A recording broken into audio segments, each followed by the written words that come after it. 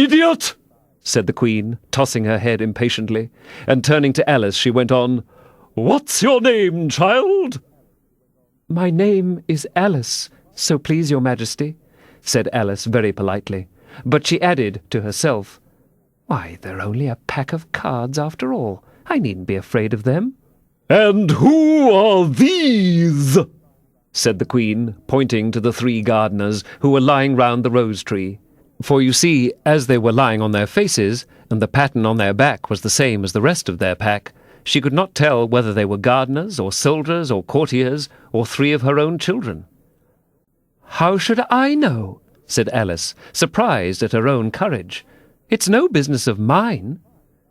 The Queen turned crimson with fury, and after glaring at her for a moment like a wild beast, began screaming, "Off with her head! Off!" "Nonsense!" said Alice very loudly and decidedly, and the Queen was silent.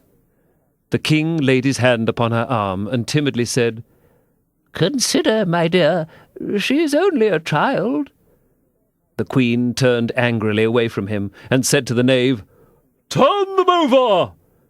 The Knave did so, very carefully, with one foot. "Get up!" said the Queen in a shrill, loud voice, and the 3 gardeners instantly jumped up and began bowing to the King, the Queen, the royal children, and everybody else. "Leave off that!" screamed the Queen. "You make me giddy!" And then, turning to the rose-tree, she went on, "What have you been doing here?"